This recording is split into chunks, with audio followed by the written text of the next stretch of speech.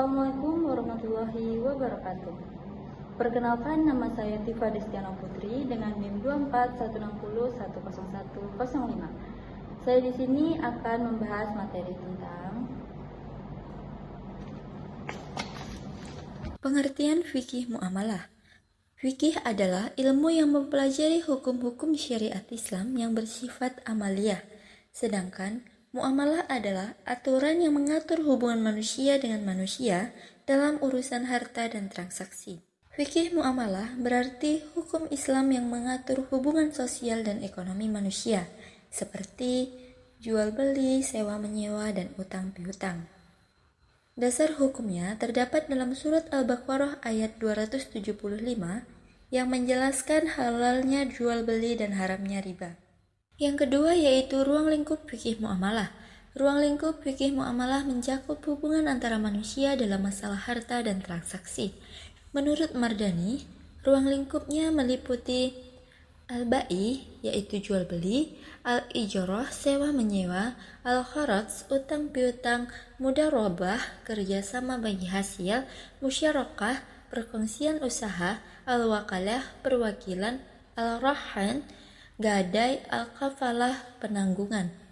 Selanjutnya yang ketiga yaitu hubungan fikih muamalah dengan fikih ibadah. Fikih ibadah mengatur hubungan manusia dengan Allah Subhanahu wa taala atau hubungan vertikal. Fikih muamalah mengatur hubungan antar manusia dalam kehidupan sosial dan ekonomi atau hubungan horizontal. Keduanya sama-sama bersumber dari Al-Quran dan Sunnah. Perbedaannya terdapat dalam prinsip yang pertama yaitu fikih ibadah pada dasarnya tidak boleh kecuali ada dalil yang memerintahkan. Sedangkan fikih muamalah pada dasarnya boleh kecuali ada dalil yang melarang. Yang keempat yaitu hubungan fikih muamalah dengan fikih munakahat. Fikih munakahat yaitu mengatur hubungan laki-laki dan perempuan dalam pernikahan. Hubungannya dengan fikih muamalah terlihat dalam hal yang berkaitan dengan harta dan hak kebendaan seperti mahar atau mas kawin, nafkah istri dan anak, harta bersama dalam pernikahan, dan yang terakhir pembagian warisan. Prinsip keadilan, kejujuran, dan tanggung jawab dalam muamalah juga berlaku dalam kewajiban finansial dalam keluarga. Hubungan fikih muamalah dengan fikih jinayah. Fikih jinayah membahas tentang tindak pidana dalam Islam. Hubungannya dengan fikih muamalah terlihat pada perlindungan harta. Fikih jinayah memberikan sanksi terhadap pelanggaran dalam muamalah seperti pencurian, penipuan, penggelapan, perampasan harta, dan yang terakhir fikih muamalah juga mengatur transaksi yang adil, sedangkan fikih jinayah memberikan sanksi bagi pelanggarnya. Selanjutnya yaitu prinsip-prinsip muamalah dalam Islam. Prinsip-prinsip muamalah dalam Islam adalah nilai dasar yang menjadi landasan dalam berbagai aktivitas transaksi dan hubungan ekonomi antar manusia. Prinsip-prinsip ini bersumber dari Al-Quran, Sunnah, serta kaidah fikih yang dirumuskan oleh para ulama. Berikut adalah prinsip-prinsip muamalah dalam Islam. Yang pertama, prinsip kebolehan. Dalam Islam, hukum asal muamalah adalah boleh dilakukan. Suatu transaksi dianggap halal selama tidak ada dalil yang melarangnya. Prinsip ini memberikan kebebasan bagi manusia untuk melakukan dan mengembangkan berbagai bentuk transaksi dan kegiatan ekonomi sesuai kebutuhan. Yang kedua adalah prinsip kerelaan. Transaksi dalam muamalah harus dilakukan atas dasar kehendak bebas dan sukarela antar kedua pihak. Tidak boleh ada paksaan, penipuan, atau tekanan dalam melakukan transaksi. Prinsip ini berdasarkan dalam surat An-Nisa ayat 29 yang melarang mengambil harta orang lain dengan cara yang batil. Yang ketiga yaitu prinsip keadilan. Islam menekankan keadilan dalam setiap transaksi muamalah. Hak dan kewajiban setiap pihak harus seimbang dan tidak merugikan pihak lain. Prinsip ini mencakup keadilan dalam harga, pembagian keuntungan, dan upah.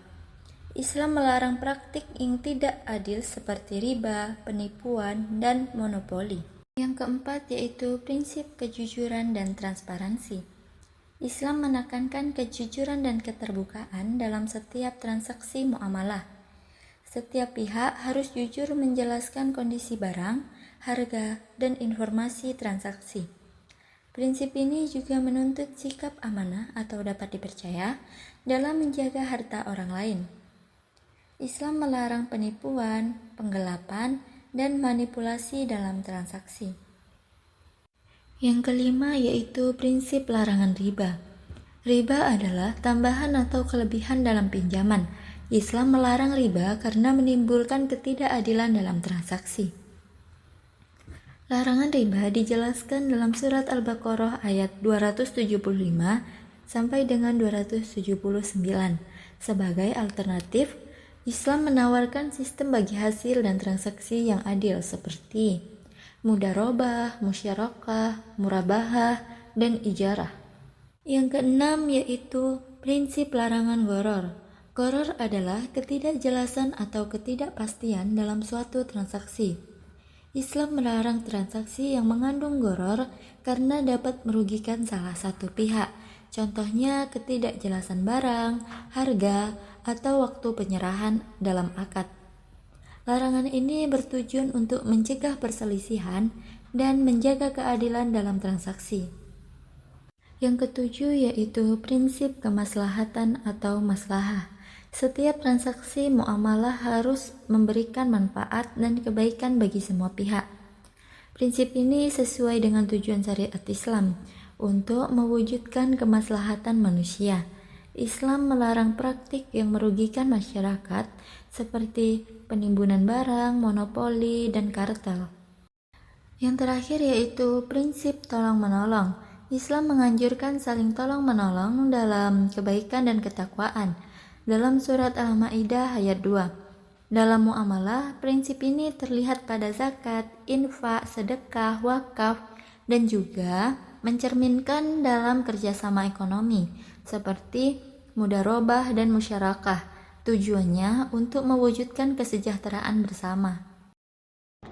Baiklah, cukup sekian video yang dapat saya sampaikan. Sekian, terima kasih.